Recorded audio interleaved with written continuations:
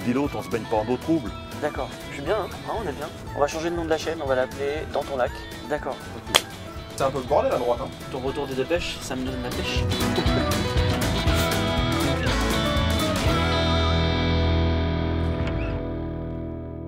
Bonjour à tous et bienvenue dans une nouvelle vidéo de la chaîne YouTube Dans ton Miam. Vous l'avez vu, ça fait longtemps qu'on n'a pas posté des vidéos. C'est donc une saison 2 et un premier tournage de cette saison 2 en Savoie. Pourquoi en Savoie? Eh bien parce qu'on a été invité par un grand blond, assez beau, qui a une chaîne YouTube qui s'appelle Recettes Minutes TV. Je vous présente Cyril. Cyril, merci beaucoup de m'inviter. Avec plaisir, bienvenue en Savoie. Ça me fait très plaisir, l'endroit est magnifique, on en parlera tout à l'heure. Pour cette première vidéo de cette saison en Savoie, on va surtout parler de nourriture, mais on va aussi parler de pêche. Ah oui, la pêche. Voilà, on va aller sur le lac du Bourget. Tout à fait. Pêcher un Lavaret. D'accord. Essayez de pêcher un lavaret parce que C'est pas sûr. c'est pas sûr et en ce moment c'est compliqué. Alors c'est pas moi qui vais pêcher, je te présenterai Raymond. Raymond, ça fait 40 ans qu'il pêche juste derrière nous là. Ok. C'est un pro, il connaît le lac, il connaît les poissons, il connaît tout. J'espère qu'il va nous pêcher quelque chose, mais normalement c'est garanti. J'imagine que la pêche c'est tôt. Ah oui, il va falloir se lever de bonne heure puisqu'on a rendez-vous à 7h au port avec Raymond et je crois que tu vas bien t'entendre avec lui. Et après, si on a pêché un lavaret, on vient cuisiner ici, au sarto. C'est ça. Qu'est-ce que c'est un sarto? Alors un sarto, c'est un cellier Ouais. en patois savoyard. C'est un endroit où les vignerons travaillaient le vin à l'époque. Ils stockaient leur matériel. Donc c'est une petite maison en pierre. On a la chance, elle domine sur le lac. C'est une maison familiale. Voilà, on vient pour se reposer le dimanche avec ma famille. Tu verras, on va se faire plaisir demain. Il va faire grand beau.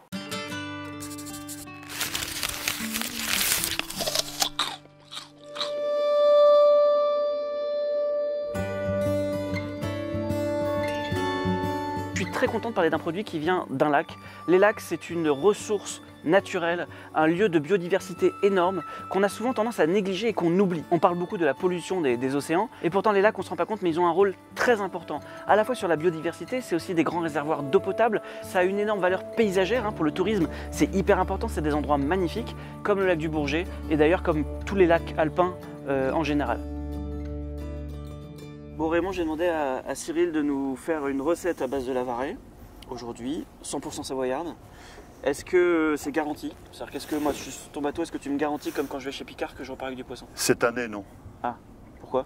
Parce que la pêche est de plus en plus dure depuis quelques années et toutes les années, elle baisse en quantité, en poids. On voit que le lac commence à avoir des gros soucis. Tu sens une baisse de la population de poissons ces dernières années? Alors, la population, pour le moment, pas trop, mais les poissons ne croissent plus. D'accord. Ils grossissent plus. Et puis les poissons qu'on prend ne sont pas en forme. Ils sont très fins. Ces problèmes, tu les expliques par quoi? C'est un problème écologique parce qu'on sait que le lac du Bourget quand même a notamment, on sait qu'on a une eau qui est plutôt propre. Donc pourquoi le poisson ne peut pas s'y développer correctement? Pas assez manger. Parce Tout qu'elle est trop simplement. propre en fait. La base du poisson, si tu veux, le poisson, il est attaqué des deux côtés. Il est attaqué par la disparition du plancton, phytoplancton, zooplancton. Par exemple, pour le lavaret, c'est la base de nourriture. Et c'est la base de nourriture de tous les alevins. Là, on a attaqué la base de la pyramide. Comment ça se fait? C'est les corbicules. Les corbicules et les moules filtrent en moyenne 7 litres de poisson d'eau par jour. D'accord. Donc dans cette eau, dans ces 7 litres d'eau par jour, ils filtrent le plancton, zooplancton, phytoplancton. Chaque moule Oui. filtre 7 litres. Oui. Donc il y en a des milliards dans le lac. Il y a une volonté politique aussi pour le tourisme d'avoir une eau hyper propre. Est-ce que Ah du coup, ben, ça c'est- pose question sur la population de poissons? C'est plus vendeur. Ouais. C'est plus vendeur. Comme dit l'autre, on ne se baigne pas en eau trouble. L'eau propre, c'est une chose, mais l'eau filtrée, c'est autre chose. D'accord.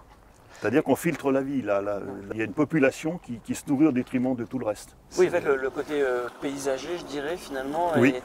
dégrade la population de poissons. La base de la chose, c'est le plancton. D'accord. Pas de plancton, pas de poisson. Et puis après, on a deux grands prédateurs. Bon, le prédateur endémique, c'est le brochet, hein, comme tout le monde le sait. Et après, on a ce silure qui est arrivé, qui est un gros prédateur aussi. Hein, il y a des poissons qui font plus de 2 mètres. D'accord. Donc il n'est pas endémique du lac? Non. D'accord. C'est une introduction? C'est une introduction ou... Enfin bon, ça on ne sait pas. Dieu seul le sait, il n'est pas sûr.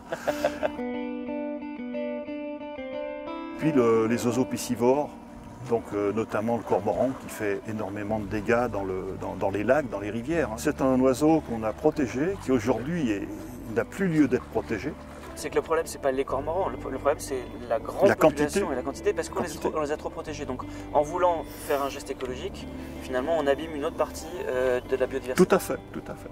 Donc tout est une question de régulation. Tout est une question de bon sens. Et de régulation de bon sens. Ça serait qu'on trouve un Lavaret quand même, hein, tu sais. On va en trouver un.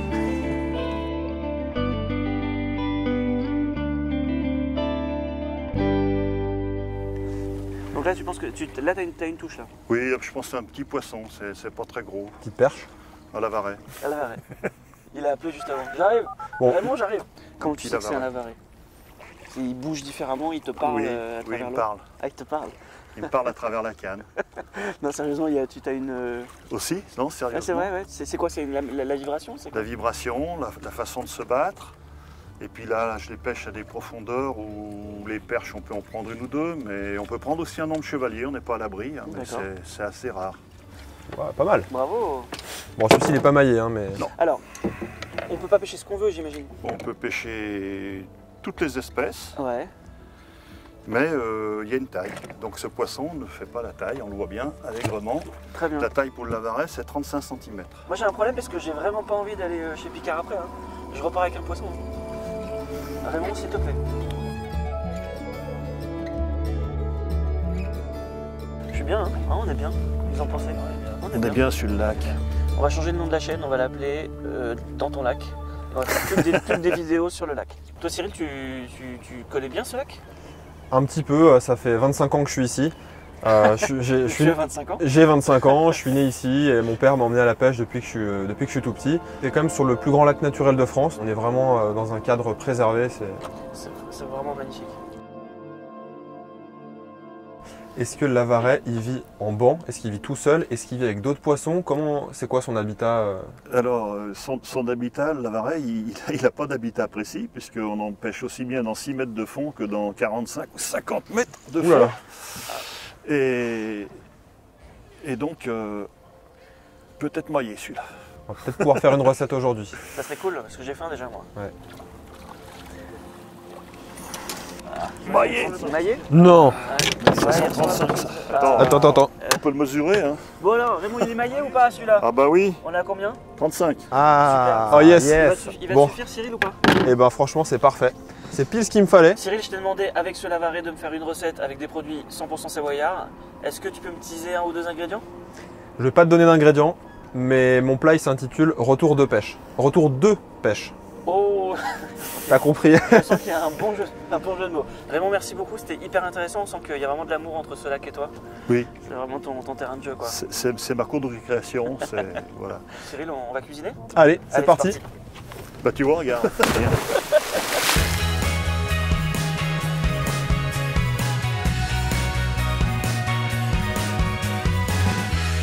Merci beaucoup de m'avoir invité ici dans un sarto. Donc c'est appartient à ta famille. Qu'est-ce que c'est? C'est ça, donc sarto ça veut dire cellier. C'est à ma famille et avant ils s'en servaient pour travailler la vigne. Ils stockaient le matériel, ils stockaient les pommes de terre, de quoi faire à manger. On parle de ça il y a quelques années déjà et on l'a réhabilité et aujourd'hui on surplombe le lac du Bourget. C'est la vue est dingue.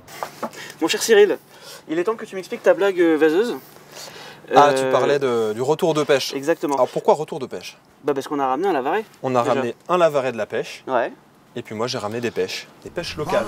Je vais te préparer un petit mix entre un D'accord. ceviche et un carpaccio. Est-ce que tu as déjà mangé du poisson cru? Oui, ça m'arrive. Alors pourquoi je dis un mix? Parce que tu vas voir dans la recette, je vais pas faire des petits cubes comme on trouve le ceviche traditionnellement. Je D'accord. vais faire plutôt des lanières. T'as vidé le poisson, non? Alors surtout pas. Je vais prélever le filet, donc Ok. je vais pas vider le poisson. Ensuite, qu'est-ce que je vais faire? Je vais prélever des petites lanières, donc un peu dans l'esprit d'un carpaccio avec la lame de mon couteau. Je vais prélever voilà, des petits morceaux comme ceci.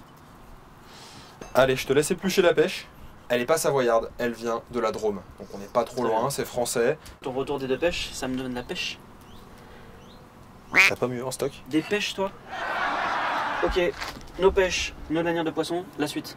La suite, vu qu'on est entre le ceviche et le carpaccio, on va quand même mettre un petit peu d'acidité Ok. pour cuire le poisson, tu Très connais. bien, ouais.